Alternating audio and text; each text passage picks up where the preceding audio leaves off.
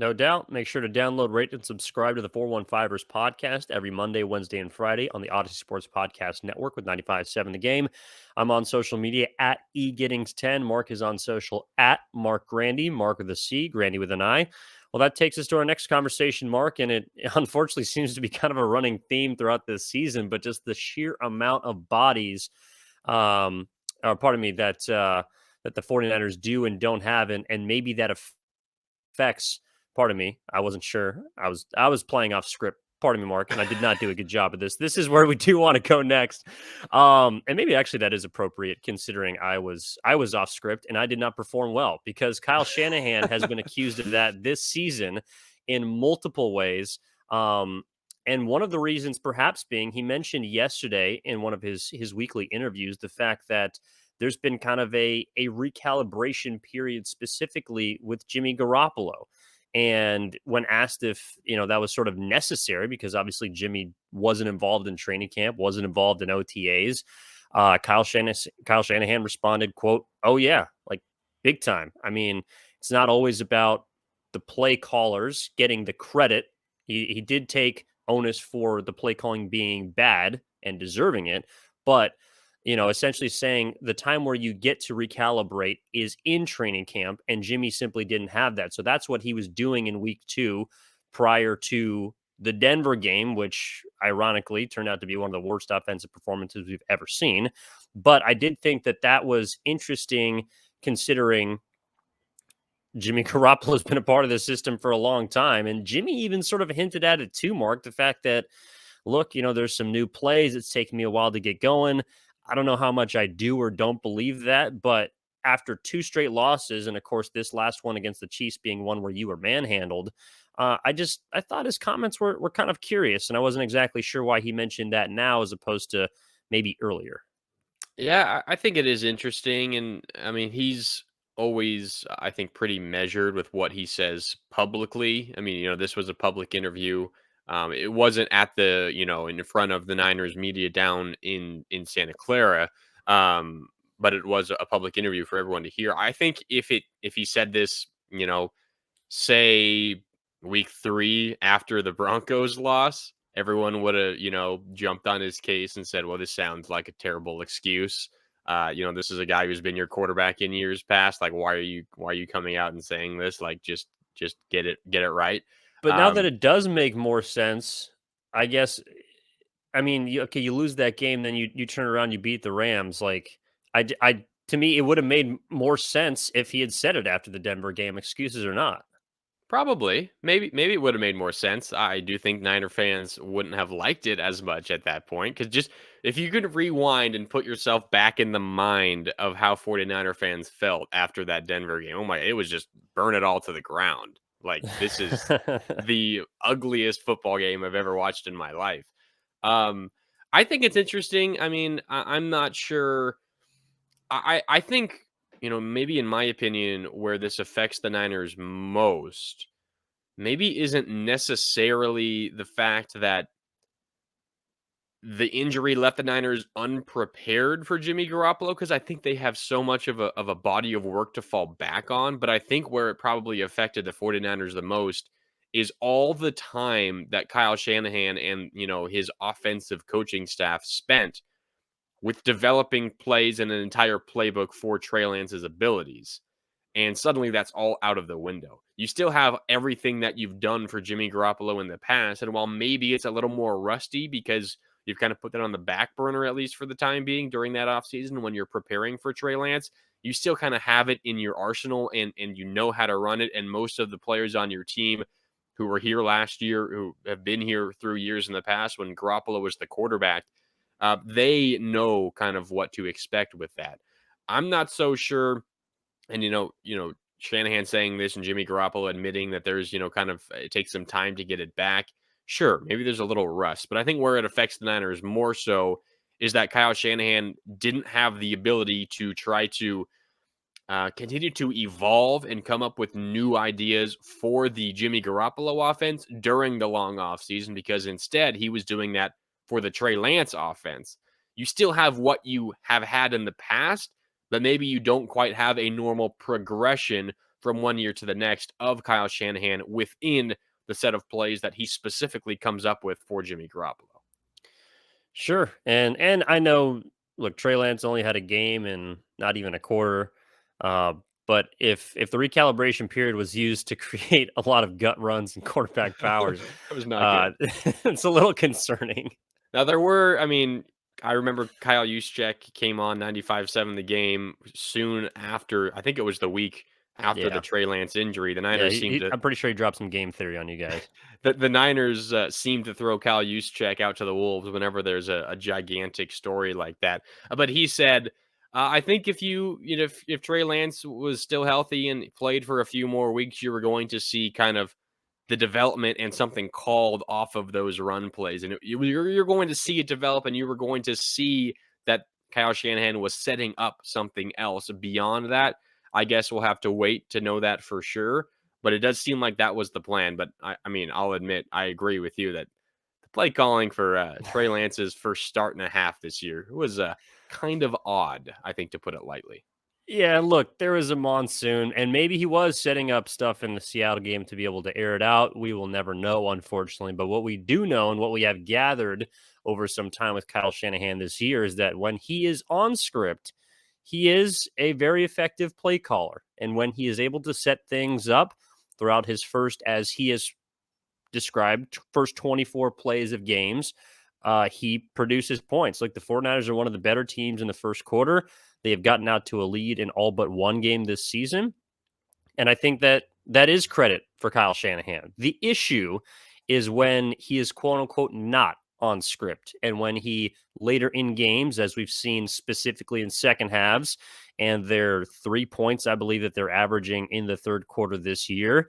There has not seemed to be much of an adjustment offensively. And that is an issue because when you're playing against top tier teams, there are probably going to be times in which you are trailing, probably going to be times in which you are involved in needing to go off script later in games. And Marc, as you kind of compiled and put together with, you saw on 538, like there is a sort of expected point average that tends to dip when Kyle Shanahan is not on script. Yeah, so this is from an article written by Josh Hermsmeyer on 538, as you mentioned. He compiled all the numbers.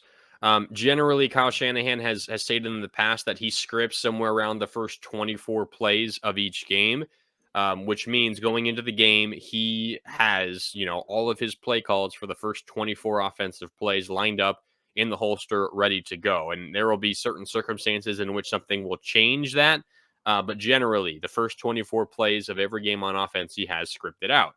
Last year, the team's EPA or expected points added, which is generally just an advanced metric to show how successful a certain play was. A better play gives you a higher expected points added. A long play gives you that. A third down conversion gives you that more so than just a third down. Say, for example, let's say a 3-yard gain on first down, not a very high expected points average, but a 3-yard gain on a 3rd and 2, that's a higher expected points average because it just got you enough to move the chains and keep the drive alive. So it's an advanced metric that generally shows how effective a play was considering the circumstances of the game. Last year, the first 24 plays on offense for the 49ers actually had a negative expected points added, interestingly enough. But after that, the unscripted plays had a positive expected points added. Okay, what was the difference last year to this year? Some might point to Mike McDaniel, some might point to, injuries, whatever the case is. But let's look to this year. Scripted plays, by far a positive expected points added for the 49ers. And then the unscripted plays, again, after the first 24 plays of the of offense for the 49ers this year, a negative expected points added. And the difference is difference in success rate overall for those plays, about a 9% difference. So maybe it's not big enough for you to really get up in arms about this, but it is interesting considering we're now 7 games in.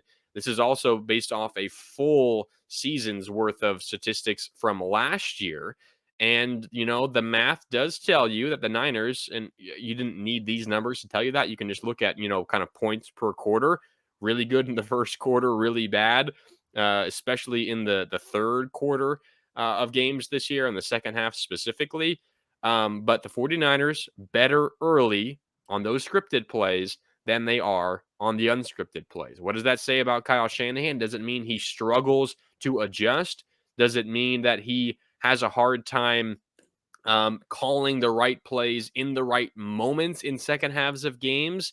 I don't know. I think some of that is on the table. Maybe some of this will kind of get back to the mean as the season goes along. But it is interesting, and I think it's worth pointing out because it does back up the way a lot of 49er fans feel. Kyle Shanahan and the Niners offense, really good early, but they fall off late. And we saw that against the Kansas City Chiefs. I mean, the Niners moved the ball so well in that first quarter. They were up 10-0 early. They got an interception defensively as well to help them out. And then they suddenly stopped scoring points for a large portion of that game. And it's kind of been the story of the season. So something to keep an eye on, the success for the 49ers on scripted plays early. And then after that, after the first 24 plays of the game or so. Yeah, and I also know that Kyle Shanahan has not necessarily taken credit for the positive play calls just because he sort of diluted it, but he broke it down into all the different things that need to go right in order for a play to be successful.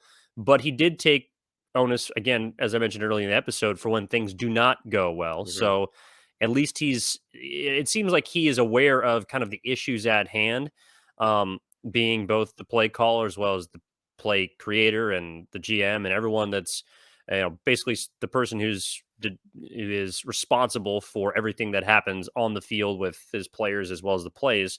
Um, I just think I do expect it to regress more to the mean, and in this case, in a positive fashion because of what you mentioned last year. But the fact still does remain, even when there was an expected point added in his favor for non-scripted plays last year, there were still times in which look, he blew some leads, wasn't great in the second half. I know it hasn't been as lopsided as this season, and this year it's become clear through at least the first 7 weeks that they do need to play from ahead. Otherwise, they're going to have a very difficult time coming from behind with specifically Jimmy Garoppolo as their quarterback. But it's something that I'm going to be paying attention to, and something that like I don't know if the Rams they always seem to be kind of in this get right zone for the Niners, or at least have been the past couple of years in the regular season, I should say. But Kyle Shanahan can certainly look at last year's season finale and say, look, we were down 17 points and came from behind and on the road in SoFi Stadium and engineered one of the greatest, regular season comebacks of his tenure here. I know that's really the only one you can kind of point to, but it is something that he can hang his hat on, at least going into this game against the Rams is certainly a theme that I'll be paying attention to. And I know they've dominated them in recent years, but in the regular season, but this is a great opportunity, I think, for Kyle Shanahan to show that he can operate off script, because if he can't do it against a team that he's clearly comfortable against, who's he going to do it against down the line? Yeah, that's a good question. And again, these numbers from Josh Hermsmeyer on 538. Interestingly enough, you look back to 2019, the year the Niners went to the Super Bowl and were kind of from start to finish the best team, at least in the NFC, all season long.